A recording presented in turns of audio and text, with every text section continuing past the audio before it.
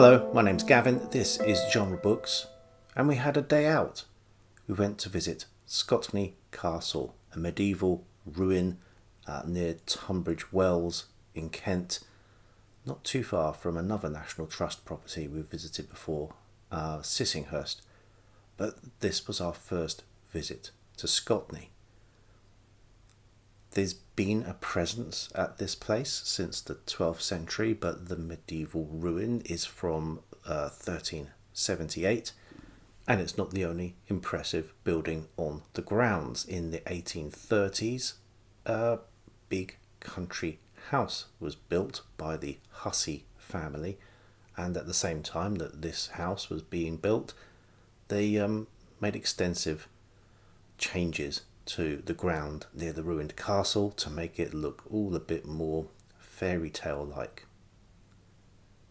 You may recognise the house from the recent Sandman series, or if you have longer memories, a 70s film with Richard Gere called Yanks. But most importantly, inside this big country house there are a lot of books. There is a library with a great feature, a false door that looks like a bookcase. The door was unfortunately open, so you couldn't see it properly, but it was nice when it was spotted. And alongside all of the usual things you'd expect to find in a big old library like this, the Waverley novels, for example, there were some more esoteric pieces. Oriental Field Sports, anybody? But apart from the library, throughout the house there were additional random lovely looking bookcases and the motherload of paperbacks upstairs by the bedrooms. This book haul today, unfortunately, not a result of pilfering these shelves, but Scotney Castle, being a National Trust property, has a bookshop. Whenever they can fit a second-hand bookshop in, they will do. But enough about fairy tale castles and days out. You want to know what books I got, and I'll start with A Death in the Faculty by Amanda Cross, and I recognised the name as one that Pat from Book Chat with Pat has previously spoken about a number of times on her channel and rates highly as a detective fiction author. This has a different title in the US. This is a UK edition in the Gallant Detective imprint. I'm looking forward to my first taste of Amanda Cross. If not next March Mystery Mayhem, before then. Next up, an author I've definitely read before, but I haven't read this piece, which is odd. It's one of his most famous works. It's J.G. Ballard and High Rise. Annoyingly, with a not quite sticker, something which can't be removed on the front cover, but I can deal with that. I just want to be able to read it. Next, a collection of academic essays on a 135-year-old utopian book I've not yet read, but one I definitely want to get to. William Morris, News from Nowhere, A Vision of Our Time. This book came out in 1990, the 100th anniversary of the original piece, which all the essays are about, and News from Nowhere is a book I really want to get to when I start reading in earnest about utopias and dystopias. I'm thinking it will take less time to read about the utopias. There are far fewer of them.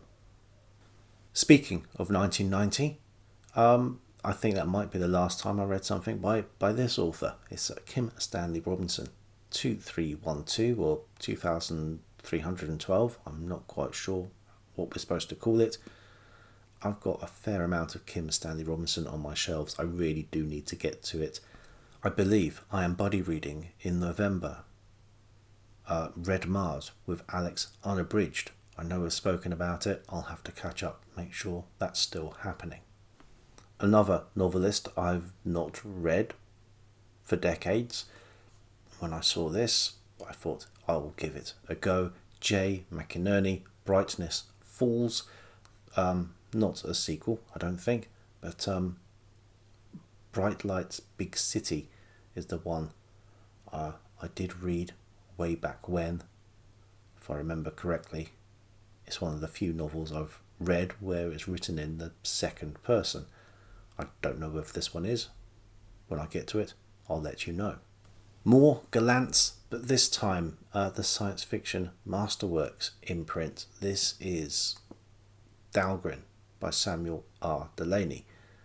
It's a bit of a doorstop. I'm looking forward to reading this. I hear good things. I am going to have to set aside some time to do so. I think it's possibly too big for me to take on the commute as well.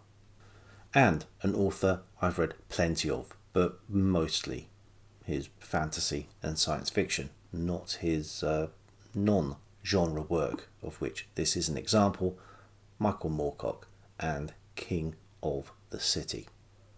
That's what I got at the castle anyway.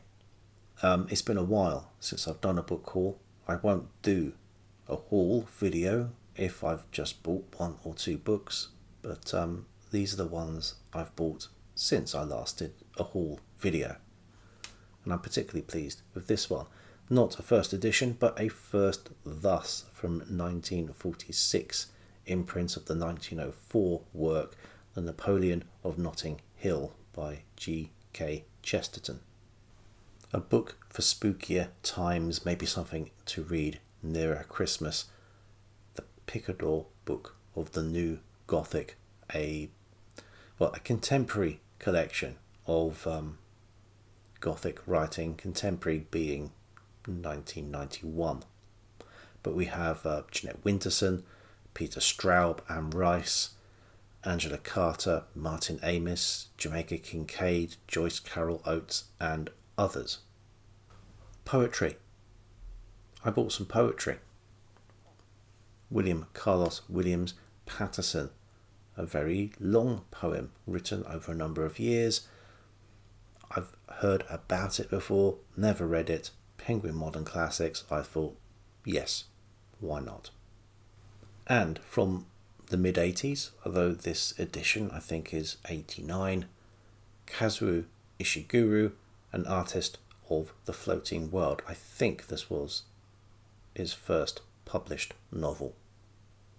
From the charity shelf at a supermarket and coming in at a whopping 50p each, I have a short introduction to social and cultural anthropology by John Monaghan and Peter Just. And alongside that, I also got an old pan paperback, Squadron Airborne by Elliston Trevor, with, our boys giving Jerry the bashing he deserves on the front cover. And the last of the purchases from the mid-60s, The Heirs of Earth by Brian Aldiss, 4 square books, a collection of 8 short stories from Aldiss. Those were the books that I bought. They're not the only books that I ended up getting, because I was very kindly sent through the post by John Connor at Murderous Ink Press, 2 of the Crime Utopia series, one of which I'll definitely be reading for Shorty September, because it comes in around the 250 page mark. I don't read a lot of modern authors. I might need to change that. Short stories definitely are the way in to get exposure to a lot of new authors in a short period of time and decide what I like. I have here Chicka Chicka Boomba and a load of balls. There are plenty of writers here I have never heard of. Too many to list. I will leave it until I review them. I might not review them both at the same time, but I will let you know my opinions on these in forthcoming videos. But until next time, bye.